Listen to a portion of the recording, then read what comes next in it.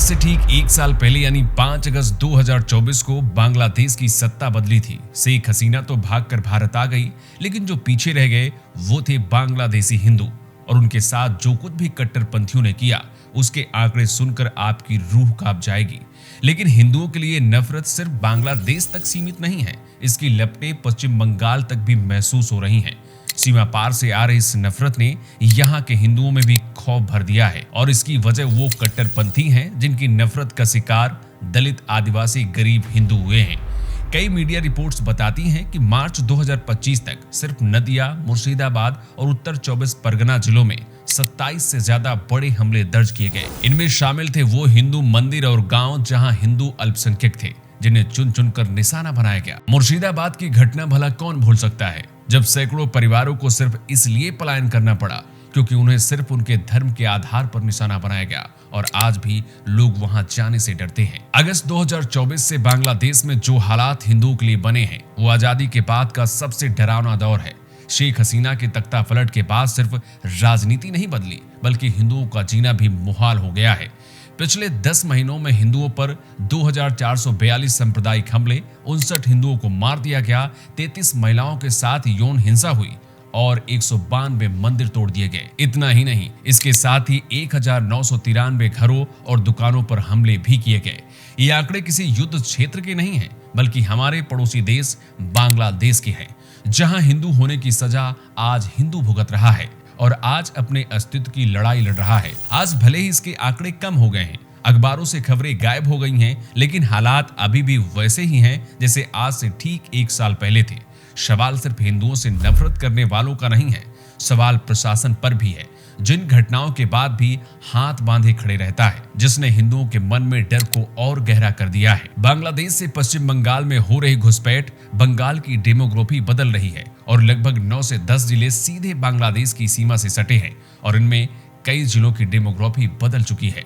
बंगाल की राजनीति में तुष्टीकरण की पॉलिटिक्स ने इसे और ज्यादा आसान बना दिया है। ममता बनर्जी की तुष्टीकरण की राजनीति भी उसी का एक बहुत बड़ा हिस्सा है। इसे ऐसे समझिए कि एनसीआरबी, इंडिया टुडे और द प्रिंट की खबर के मुताबिक जनवरी 2011 से दिसंबर 2024 के बीच बंगाल में 400 से ज्यादा सांप्रदायिक हिंसा के मामले दर्ज हुए, लेकिन 70% केसों में किसी को सजा नहीं मिली।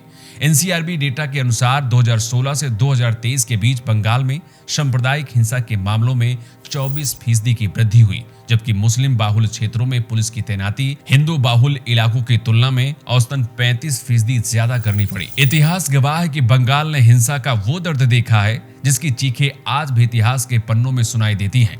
1946 का द ग्रेट कलकत्ता किलिंग, 1979 का मरीज झापी नरसंहार, 1992 के बाबरी मस्जिद विवाद के बाद हुए दंगे, 2010 में देगांग हिंसा और 2017 की बसरहाट हिंसा, इन सभी में हिंदू समुदाय बड़े पैमाने पर प्रभावित हुआ। 2021 के विधानसभा चुनाव के बाद हुई पोस्ट पोल हिंसा में सैकड़ों हिंदू परिवारों को पलायन करना पड़ा, दर्जनों की हत्या हुई और महिलाओं पर भी हमले किए गए और एक बार फिर से वही माहौल बन रहा है। बॉर्डर के दोनों ओर हिंदू समुदाय डरा और अपने आप को असुरक्षित महसूस कर रहा है। सरकारें वोट बैंक की तुष्टीकरण में व्यस्त हैं, उन्हें इनकी कोई फिक्र नहीं है कि इनके साथ क्या हो रहा है। क्या बंगाल में सीए और एनआरसी को लागू करना हिंदुओं की सुरक्षा के लिए बहुत जरूरी है? क्या अब समय आ चुका है कि बंगाल में सीए और एनआरसी को लागू कर देना चाहिए? क्या हिंदुओं की सुरक्षा के लिए बेहद जरूरी हो चुका है? क्या बंगाल में सच में ऐसी घटनाएं तेजी से बढ़ रही हैं जहां हिंदुओं को टारगेट किया जाता है? अगर हाँ तो कमेंट बॉक्स में लिखिए सेव हिंदूज। ममता बनर्जी के कार्यकाल में तुष्टीकरण सिर्फ एक राजनीतिक रणनीति नहीं रही बल्कि सरकारी नीतियों में गहरे तक समा चुकी है। उदाहरण के लिए 2012-2024 के बीच मदरसों के लिए सरकारी फंडिंग में 210% की बढ़ोतरी हुई, जबकि हिंदू धार्मिक संस्थाओं को महज 8% की वृद्धि की गई। इसके अलावा 2014 से 2023 के बीच इमामों के वेतन पर 1280 करोड़ रुपए खर्च हुए, जबकि पुजारियों के लिए ऐसी कोई सरकारी योजना ही नहीं बनाई गई। इतना ही नहीं, त्योहारों और रैलियों पर भी डबल स्टैंडर्ड देखने को मिलता है, जहां कई जिलों में हिंदू धार्मिक जुलूसों पर पाबंदी लगा दी जाती है, जबकि मुस्लिम धार्मिक कार्यक्रमों को विशेष अनुमति दी जाती है। इन आंकड़ों और उदाहरणों से ये स्पष्ट हो जाता है कि तुष्टीकरण सिर्फ वोट बैंक की राजनीति का नहीं है, बल्कि राज्य की प्रशासनिक और प्राथमिकताओं में गहरे से पैठ बना चुका है।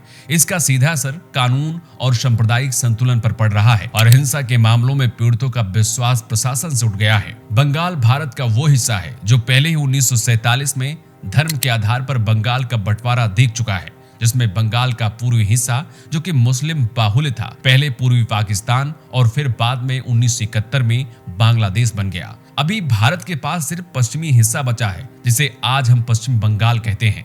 इस बंटवारे में भारत ने लगभग 44% बंगाल प्रांत का भूभाग खो दिया था। अब वही डरावना मंजर पश्चिम बंगाल में फिर से देखने को मिल रहा है। आज जो हाल बांग्लादेश का है उसी राह पर पश्चिम बंगाल भी बढ़ रहा है। सवाल इस बात का है कि क्या पश्चिम बंगाल का हाल भी कल बांग्लादेश जैसे हो सकता है?